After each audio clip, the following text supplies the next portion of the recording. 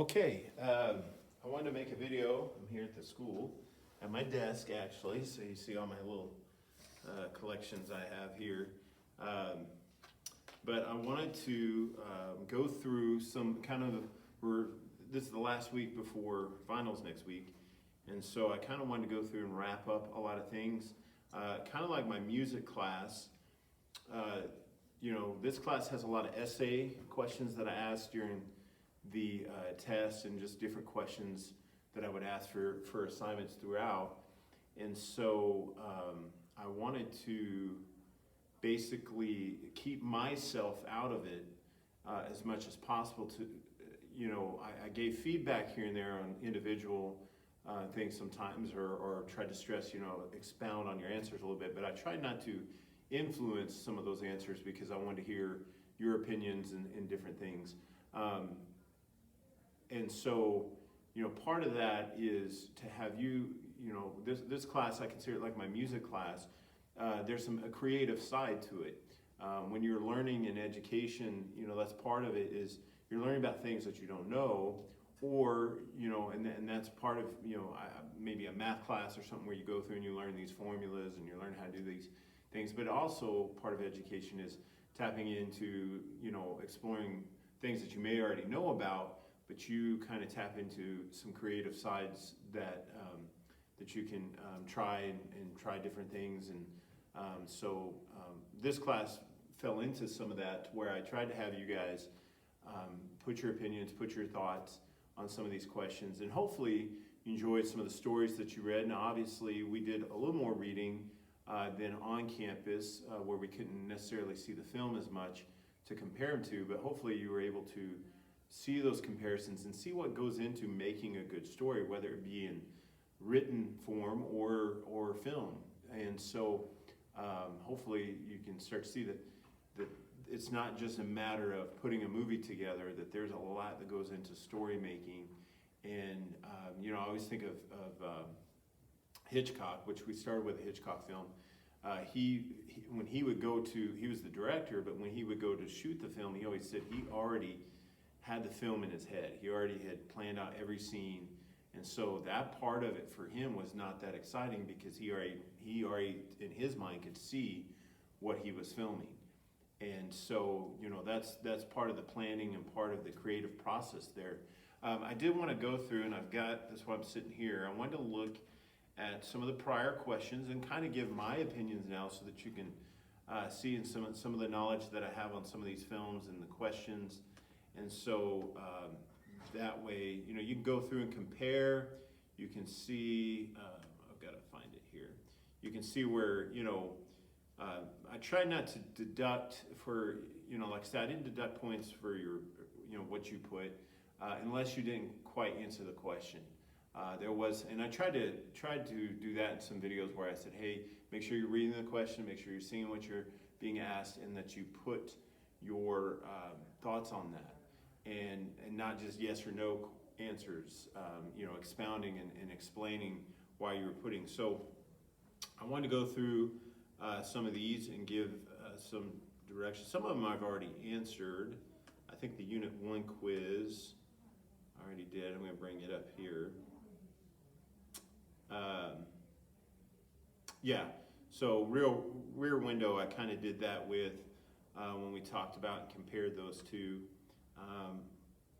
Let's start with Willy Wonka. And so the first questions I asked about Willy Wonka, and this is children's stories. I asked if you've seen the films. It helps me know if you've seen the whole films, your knowledge of what to compare. And I took that into consideration if you hadn't seen them. I tried to actually this term pick some films that were a little bit more known, because we couldn't quite show them in class. But I asked, what was your opinion of some of the challenges of making a children's story into a film?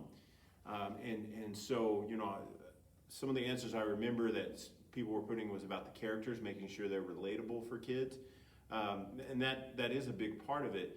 I've always, talk about kids, they see, they very intuitive. And so, you know, if you've got an actor and actress that's just put there because of their fame or whatever, kids usually can see through that pretty quickly. So, you know, they have to be able to make that connection. Obviously, there's challenge with children's films that you want to, you're almost having to entertain two sets of people. You have to entertain the kids, but at the same time, the parents take the kids, and that was more when people went to the theater, but even, you know, putting in a DVD or something, the parents have to be there to, you know, have that audience as well, to not necessarily say, oh, we gotta watch that again. Now, I remember growing up, you know, my sister and I, we had very different tastes in films. Mine were better, obviously, but she, you know, that was one of the big fights of the day, was what film were we gonna watch if we watched the film. And so, you know, there's several things that go into, you know, someone choosing to watch that film. And so, you know, if you are thinking like, well, the kid will like it, but no one else will, that's probably not going to work necessarily, because no one's going to let the kid watch it. So you have to kind of balance it out. Another thing is taking a children's story, comparing the literature to the film, is that, you know, there's expectations. You know, people really look for, you know, if they've really grown up with the story, and I think I talked about this with Mary Poppins a little bit. You know, they don't want to be disappointed because they've enjoyed these films. So that was some of the comparison there. Let me look through here. The role of Willy Wonka. What should be his character traits are featured in the film adaptation. Obviously, his quirkiness. He's, you know, if he was just a normal guy, there wouldn't be a story there really. And so there's got to be some quirkiness to it. Now, a lot of you guys picked up on the differences in the two films, you know, the differences of their quirkiness. You know, you could have the quirkiness to me of a Gene Wilder that's more comedic, and maybe the Johnny Depp that was more offbeat, to where it's not always comedy, it's a little bit unnerving sometimes. And depending on which one you enjoy, that's subjective, but that was a difference between the two films. Let me go to this assignment here.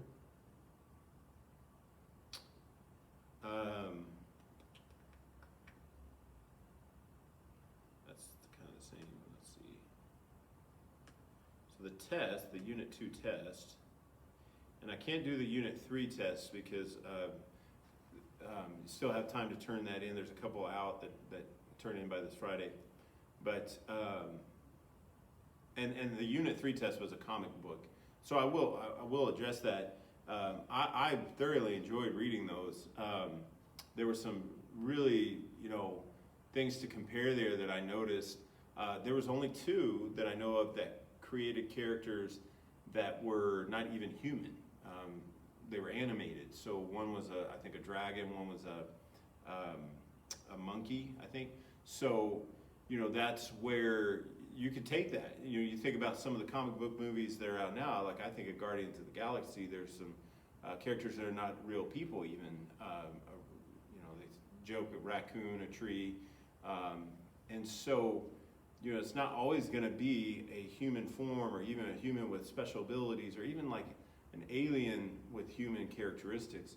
So, you know, that was part of it. You could create that. And some, I thought was really intuitive.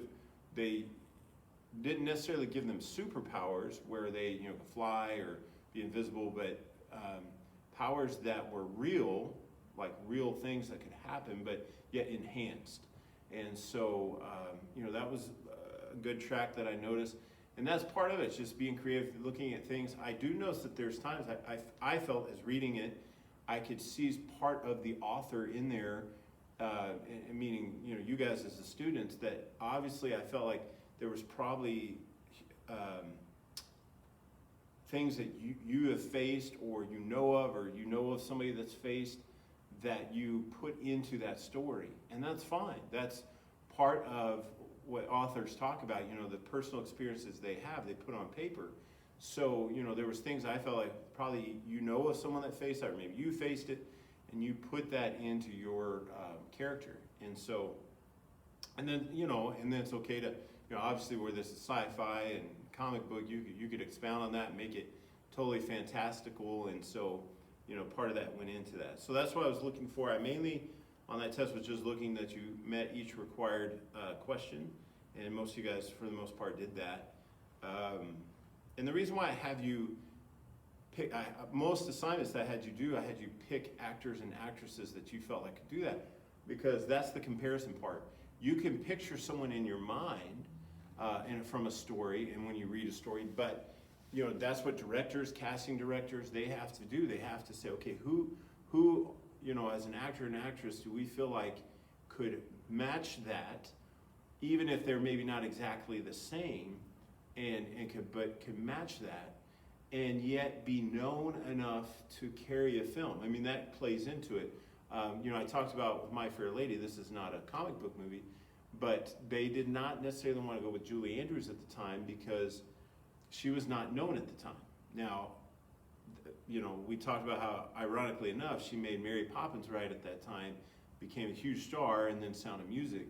And so, if that movie had been made a few years later, they probably would have kept Julie Andrews in there. But because of, that concern of, well, will anybody know her and go to the film, is a concern that casting directors and directors have to put into that process. So that's why I wanted you to put yourself in that position to think, how would I compare this character? How would I put them onto screen? Now, the test that I did over Willy Wonka and the children's story, there was 2 questions that I put in there that were either right or wrong because I discussed them before the test. And I wanted you, kind of was just checking, making sure you were watching the videos and, followed that material. The first one was, why did Gene Wilder want to limp and then do a somersault in his introduction? I talked about how he wanted to start with that, the first thing you see of him, because then after that point, you didn't know what to trust from him. He shows, okay, he limps, but then he can do a somersault. It turns the world upside down as far as you don't know if he's playing around or if he's being serious. And he wanted to do that. Gene Wilder, the actor himself, wanted to do that so that that character trait comes through. Number 2 was the original Willy Wonka movie a commercial success when it came out. I talked about that wasn't. As far as commercial, as far as making money, it really didn't. Now, it gained a following afterwards where people then made it classic status to where now it has, but when it first came out, it wasn't. Same with It's a Wonderful Life that we're doing. A funny thing about It's a Wonderful Life was it wasn't released at Christmas time. So, we have made it a staple of Christmas season to where we can't separate the film from that. And to try to watch that film not as a Christmas movie probably was a huge reason why it did not succeed when it first came out on the level that it has now. Frank Capra, the director of that film, of It's a Wonderful Life, he made films in that realm. Another great one he did was Mr. Smith Goes to Washington, also with Jimmy Stewart. He was big on, those happy endings, everything working out for the hero, and kind of a hopeful film. Now, I enjoy that. This is the subjective part. In recent times, it seems like movies have tried to get away from that and try to be, what you would call gritty reality. That's, for me, now I'm not saying there's a right or wrong, but for me, the reason why I go to a film is to just enjoy it, enjoy the story. I like to read, so, as far as reading a story, I like to see that portrayed. It doesn't have to be, I think for me, the reason why it doesn't have to be gritty reality is I know I'm watching a film. So that right there is already the disconnect of gritty reality, or, being reality. I think about, if I'm watching a comic book movie, it seems like they're trying to make them as real as can be, and that's fine. I like some of the character developments, but then I'm watching, people fly around and do stuff. So, part of that's just a disconnect for me. I enjoy the dialogue of some of those old films, just the, way they express things. Yes, I know people don't necessarily talk like that in everyday life, but I don't read books necessarily because it's exactly like everyday life. So that's just a personal experience. But Frank Capra was very big on doing that hopeful, happy ending, thing. And to me, it makes for classic movies. I enjoy his films. It's a Wonderful Life. Another one, you could,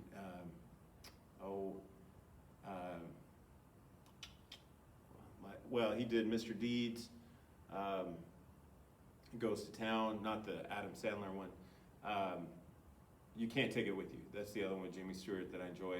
So, he's got some really good films in that genre of, of America. If you've never seen Mr. Smith Goes to Washington, though, if anything from this video, make sure you watch that. It is a great movie. The rest of this was more opinion. What were some of the differences between the films of the two? We've talked about some of those, some of the similarities. Obviously, you guys picked up on that the kids were all the same as far as who they were. Now, they acted them different, and their physical appearances were different, but they were the same characters in both films. In your words, describe what you would make a good children's book.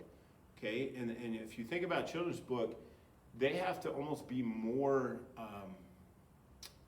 the characters have to be a little more outlandish to stand out. And so, and part of that is just imagination. A child's imagination seems to be a little more open. So, they have to feed into that. And then why do you think some of your favorite childhood movies and stories last throughout time? You guys picked up on a good thing. A lot of you guys put that you pass them on. Those memories of, hey, I enjoyed this, so let me pass this on. And so that's part of it. Two, a good story, like a good song. I think of the songs, I teach in my music class, those old standards, they've lasted. I think of songs in the 90s and 2000s that were great then, but you never hear them anymore. You enjoyed them then, and then you never hear them anymore. Standards aren't really that way. They're from the 50s, 40s, 50s, 60s, and you still hear them if you listen to that genre. And so, Christmas music, another good example. Same songs that we hear from those time periods that we enjoy still kind of tap into that, where they last throughout time. It's part of tradition, part of, Christmas music. We enjoy hearing these ones that we always hear every Christmas. It reminds us of Christmases past. And so that kind of plays into those children's stories. There's movies that are great, that we enjoy. We watch them once and we're done with them. But really, those ones that we enjoy over and over and over again, you can think of some of those ones from our childhood that we do that with. So that's kind of where I was heading with that. And then let me look at My Fair Lady and make some comments on that, and then we'll wrap this one up. I asked on the assignment part of it, have you ever been to a play? Once again, it lets me know the knowledge that you have, where you're coming from, your background, so that the rest of the questions I can take into consideration. I will say, now, my side of it, just so you know, I've been to several plays, and I was part of this class too. I always want to encourage just expanding that, just trying new things as far as that goes. I started going to plays when I was maybe high school, and just enjoying. I enjoyed to see stories, good stories, and some of you guys picked up on one answer really stood out to me was that every performance is live. They talk about how every performance has a special characteristic, and that's so true. People that act in Broadway and do those things talk about that, how they can do the same performance, but it's just something about that night really stood out. And so, that goes into it. I enjoy seeing the talent, where I'm a musical person. I enjoy plays that have music in it and the talent there. And so I went to several in college, and got to go to some bigger productions. A Broadway play came through Missouri, and I went to that. I've been to the Fox Theater in St. Louis a few times, watched some plays. There was one play I'll talk about it specifically Cats. We went to Cats at Fox Theater in St. Louis, my sister and I. And when I first was watching it, I thought, oh, what have I got into? Because I didn't really know much about that play. And so I started watching, I was like, this is really weird. And I didn't necessarily, I thought, this is going to be a long 2 hours. but something then changed where it clicked, and I thought, that, I get it now, and then the play just became amazing for me. The music in it was so good, but it took a little bit, like a good 30 minutes of like, what have I done? And then I truly, really got into it. I was able to go to Aladdin in New York on Broadway, and what blew me away about that was obviously just the atmosphere being at a Broadway play, but the props in that were so amazing, and how they pulled off like Aladdin flying on a magic carpet and the genie in the bottle, and all those things were just amazing to see the production value. And so that was where, of course, the talent, but I feel like I've seen plays on a local level that be just as talented almost to me as far as the talent, but the production value is not always the same there, but just really some neat experiences in that. And what's amazing about those is I can remember each one I went to. Some movies I don't even remember going in the film, and so I feel like play has that special ability to kind of go past that. Now, would I go to a play every night? Probably not, just because there is those things where you feel like, okay, I've seen that, I've done that, but yet I think it's another way of creatism that you see, and you think, wow, that's really neat to see. Then I asked, favorite musical. Obviously for me it would be My Fair Lady. How can dialogue be used in a play and film to discuss various ideas? That was, I said it once earlier that sometimes when you're reading a book or you're watching a film, it's not necessarily real, the conversation that's going on. You don't see people talk in those ways. I see TV shows all the time that I think people don't talk like that. But yet that's part of the entertainment value, is seeing those thoughts being discussed in a way that necessarily is not real, but yet can hit on real subjects. So I think at Tennessee William plays, the characters to me don't talk normal, especially seeing it at the play, but yet they discuss things that you feel like, oh, I can relate to that, or I don't relate to that, or I don't agree with that, and I do agree with that. So you're able to kind of maybe put words to paper that sometimes don't make it out. So in real life, what, in your opinion, has made plays and theater last in society? You think back Shakespeare days. They were popular plays, and so they've lasted through time. I think part of it is that talent level. TV has obviously changed the landscape, and now with movies and phones and internet, I think maybe you don't see it be as popular because now there's other venues. But I think that desire to see, that discussing of ideas, that talent level is still there. And so, that I think that'll always be there because people enjoy to see that and be entertained by that, and discuss some of those ideas. So, and then a lot of you guys responded with seeing My Fair Lady helped put those words to expressions, and you were able to make more sense of it. And that is, this whole reason is you can read something and have a picture in your mind, but then sometimes seeing it changes that, and sometimes in a good way, sometimes in a bad way. But it's good to compare those two. I think it's good to sometimes be like, oh, I totally did not agree with that casting choice, or I totally did not agree with the way the director did that. So part of that is part of that process. So we're gonna continue with It's a Wonderful Life and wrap that up. And then of course, next week, I do encourage you, as far as when you're answering essays, to make sure you're putting your thoughts, just like you'd be here in class discussing them, and you're putting them there on paper, and you're expounding beyond like yes or no, or I don't like this, or I do like that, that you're explaining why. And that helps your grade when I grade those. So thanks again, guys, and hope you enjoyed the class.